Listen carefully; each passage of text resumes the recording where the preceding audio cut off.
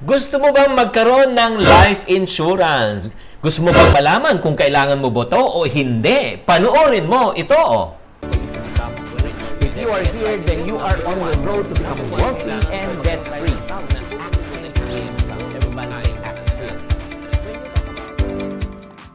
Hi there, this is Chinkitan, also known as Mr. Chink Positive. Thank you very much for subscribing in this channel.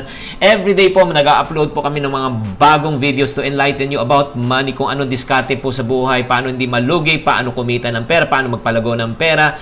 If you like this channel, please do subscribe. Once you click subscribe, don't forget to click the bell button. Pag may mga bagong videos, manonotify po kayo kaagad. Okay, we're going to talk about life insurance or protection money. Alam nyo ba, this is one of the most undiscussed topic. Why? Most avoided topic, most controversial topic? Yes. Because a lot of people have an unhealthy perception about insurance. Yun po yung problema. Oh, ito nagpa-survey po kami. Survey shows, okay, out of 100 Pinoys, no? You ask them, if you need a life insurance, you need protection money. 90% will say, yes, kailangan po namin. However, the revealing statistics, less than 10% of the population here in the Philippines are insured. 100%, 90% says yes, less than 10% are insured. Ay nako, ito yung next question. Bakit hindi karamihan ng tao o lahat ng tao ay kumukuha ng insurance? Good news. In this video, malalaman po natin ang 5 lies about what? Life insurance. 5 kasinungalingan na pinapaniwalaan po natin tungkol sa life insurance that prevents us from getting insurance. Okay? Huwag na po natin patagalin. Let's talk about lie number 1. Oo. Ano yung lie number 1 about life insurance? Lie number 1, I'm still too young. Oo. Eh, bakit ako kukuha? Bata pa naman ako. Diba? Ayun po. Yung sinasabi nila when they start to work at 20 plus years, bata pa naman ako, tsaka na lang yan. Oo. So, in other words, pinapatagal na, pero ito yung problema. Nagbabago po yung mga priorities. Habang bata ka pa, professional ka pa ngayon, kumikita ka, so ang ginagawa mo, binibili mo ng gadgets, or if not naman, kinakain mo, nag-enjoy ka, kasi travel, walang problema yon. Pero ito yung concern. Habang nagkakaedad ka, you have also to prepare for your own family. Once you get prepared for your own family, this is the next obligation. You are going to pay for your own rent, electricity, mga necessities. Next, may obligation ka ulit. Pag nagkaroon kayo ng baby, infant formula, di ba? Gatas, medication ng bata. Next, may problema ka rin. Yung education ng bata until such time nag-college siya. So, in other words, kailan ka pa makakabili ng tinatawag na insurance or protection money? Eh, yung pera mo, madadivert na to other what? To other what we call as priorities in life. So, in other words, that's the reason why, for those people who always say, I'm still too young, bata pa naman ako, tsaka na lang ako kukuha, hindi po nakakuha ng life insurance yan because they did not make it a priority. That's the lie, okay? So, marami po, at the end of their lives, hindi sila protected. At the end of their lives, may nangyari, wala silang protection. Let me talk about the truth about life insurance. Itong perception na ito. The truth about, yun nga, I'm still too young. Actually, the truth is this. The earlier you buy, the cheaper it becomes. Uulitin ko. Habang maaga, mas mura. So, ako, I would highly recommend kung talagang ikaw may plano kang, lalo na kung ikaw yung breadwinner, ikaw yung lalaki, ikaw yung tataguyod, mas maganda pa. When you are still single, dapat ito yung priority mo. Ito yung unang bibilhin mo. Diba? Kasi pag hindi mo, hindi mo binili yan ngayon, maniwala ka, darating ang panahon, pataas ang presyo, and then hindi mo na kayang i-afford yan. Okay? So, that's number 1. And then another truth about buying it young, the good news is when you buy it, when you are below 35, listen to this, when you are below 35, hindi mo na kailangan ng medical check-up. That's another truth. And the problem is this, even if you can right now, you're decided you can afford to buy a life insurance, but if you're above 35 already or 36 ka na, i-medical ka na. And once na medical ka na, pag ikaw ay na-diagnose na meron ka ng pre-existing condition, tataas ang premium mo or probably, the worst, hindi ka na insurable. So, sayang. Okay? Let's go to lie number 2. Insurance or protection money, it's only for the rich. Para lang yan sa mayayaman. Ay, nako, that's another lie. So, ano ibig mo sabihin? Ganito na lang. Para lang yan sa mga mayaman. Ang ibig mo sabihin, ang mayaman lang dapat ang may protection. Ang mga mahihirap at walang pera ay dapat walang protection. Sa totoo lang, ito ang reality Look at me. Reality is this. Ang mga mayaman na may pera, hindi nila talaga kailangan talaga ng protection. Technically, kasi may pera sila. They can protect themselves. Ang kailangan ng protection, yung mga taong kapos. Yung mga taong wala. So, in other words, kung titignan po natin, the truth about this is what? Life protection or protection money or life insurance is for everyone. Mayaman o mahirap. Ang mayaman, may mayaman na problema. Ang mahirap, may mahirap din problema. Tama? So, lahat po tayo, kailangan po natin, like for example, bakit nilang kailangan ng life insurance? Alam mo ba, ang mga mayaman, bumibili ng life insurance, hindi pa mana. Ito po ay protection. They use it to pay off for their estate taxes. That's one of the function of life insurance. Yung mga, like for example, bahay na minana, yung mga ganon. May tax yan, may inheritance tax po yun.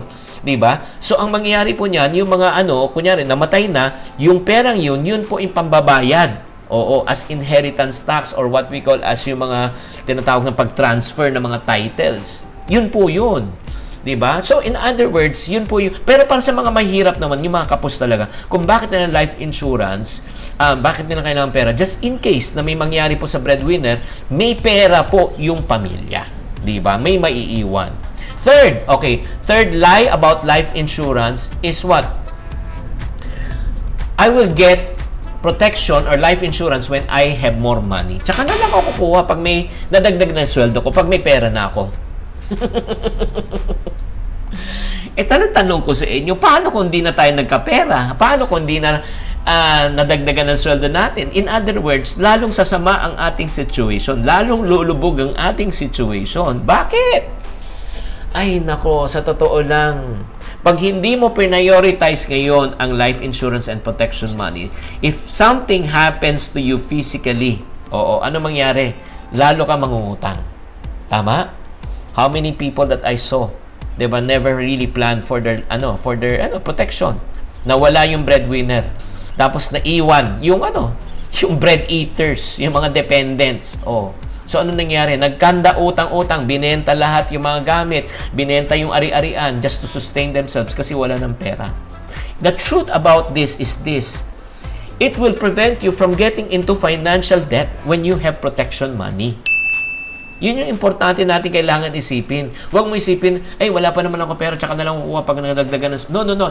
Put it as part of priorities. Instead of kumain kayo sa labas, instead na mag-travel muna kayo, ilagay nyo muna sa life insurance. Ilagay nyo muna sa protection money. So that it can prevent you from getting into financial debt in the future. Before I proceed, nakalimutan ko i-offer ng disclaimer na ito. By the way, hindi po ako nagpo-promote ng life insurance at hindi ako magbebenta ng life insurance po sa inyo. Okay? Chill lang po kayo. Okay? Later, I'll explain why. Let's go to the fourth lie. Fourth lie, why people, what people believe in life insurance. It's too costly or it's just an expense. Ang mahal naman yan. Diba? Gastos lang yan. Man, if you complain about the high cost of living, let me explain to you about the high cost of dying. The high cost of leaving your family with nothing. The high cost of leaving them into debt or leading them into debt. Ayun ang mas masakit. Yan ang mas magastos. As a matter of fact, when you have life insurance, it will save you lots of money. Save you lots of money in the sense of what? Siyempre, pag nawala ka na, imagine mo to, gusto mo ba mangyari to? Kahit nawala ka na, may pera pa rin pumapasok sa asawa mo, sa mga anak mo for the rest of their lives. You can set a protection money. That's what I did. What I did is, kahit na wala na ako, di ba? Yun ang iniisip ko Yan ang iniisip ko parati. Kahit na wala na ako, paano naman yung pamilya ko? So, I should set up a special fund, a protection fund, fund that can sustain my wife kahit na wala na ako. Later, I'll talk more about that. And then, fifth lie about life insurance. That's the reason why people don't believe in life insurance is because of this. I do not need it now. Hindi ko naman siya kailangan ngayon. I know it's important, but it's not urgent. Ay, nako, parang question. If you have that philosophy, edi ganito na lang gawin natin. Pag you don't need it now, tanggalin na lang po natin ang spare tire sa loob ng sasakyan. And you don't need the spare tire, right? Right now, why should you put it? Tanggalin mo na lang. Exactly. That's the philosophy. The philosophy of the spare tire is not when you need it in the future. Okay? And no, it's not for when you need it now. You need it in the future. Just in case na ma-flat ka, may kapalit. Tama? Ganon din. The truth about, about this lie is this. The truth is, you really need it now. You don't need it. Pagka may nangyari na, tsaka ka kukuha. No, pag may nangyari, tsaka kukuha, useless ang spare tire. Pag may nangyari, tsaka kukuha, imposible na yan. You may never know. No one knows kailan ka mafa-flat. Tama? You may never know kailan din may mangyayari sa'yo. Diba? Why take the risk if you can be assured? So, my friends, ganito yan ha. Uulitin ko. I'm promoting this to you right now because you are my friend. You are following me right now. And then let me tell you this. Okay, ito to. Sige, kung ayaw mo maniwala sa life insurance or sa protection money is this. Let's say, kumuha ka. Puro detektahan mo yung pamilya mo. Oh. Just in case na may mangyari, sino makikinabang? Ito yung question ko. Sino makikinabang? Ako? I don't think so. Alam mo, sa totoo lang, kukonvincing kita na bumili ng protection money kung ako ang beneficiary. But in reality, I'm not a beneficiary. Your family will be the beneficiary. So who will benefit? It's your family. So bottom line is this, my friends. If you don't believe it, I will not convince you. But having protection money is all about setting your financial priorities. Ano ba priority mo? Ask yourself today, di ba? Ano priority mo? Ito, naisip mo na ba itong question na ito? Just in case something happens, if you are a breadwinner right now, you're watching this, even if you're making 6 digits or 7 digits or 10 digit income right now, if you are the breadwinner right now, ako iniisip ko yan eh. Just in case something happens to me, can my wife do what I'm doing right now? Be on YouTube, be on TV, be on radio, do public seminars, write books. I don't think she can do what I'm doing. So in other words, she cannot earn the same money that I'm earning. If I don't set an income protection fund for her, okay, I'm setting myself for failure. I'm a walking time bomb. Just in case something happens to me physically, my family will go hungry and broke. That's not good planning. So, ito yung question ko sa iyo. Ikaw mismo, meron bang papalit sa iyo kung ikaw ay may nangyari sa iyo? O, kung ang sagot mo wala, that's poor planning also. For tuning on to this channel, I hope that you also share this, especially if you are a financial planner. Financial planner ka, you're watching this, please do share this with your clients. Do share this with your clients. I'm going to do the pre-selling for you para ma-enlighten sila because I'm not a representative of any life insurance company, but I firmly believe in what you're doing. So if you're having a hard time for people to really be enlightened and be open-minded about this topic, please share this video with them. It can help you a lot. Thank you very much for tuning in. If you like this channel, please click subscribe and don't forget to click the bell button. This is Chinky Tan saying to every problem, there's always a solution. If you're not part of the solution, you're part of the problem. Always think positive. Bye! Thank you for watching. If you want to keep on growing and to stay inspired, subscribe and hit the bell button to get notified. Always think positive.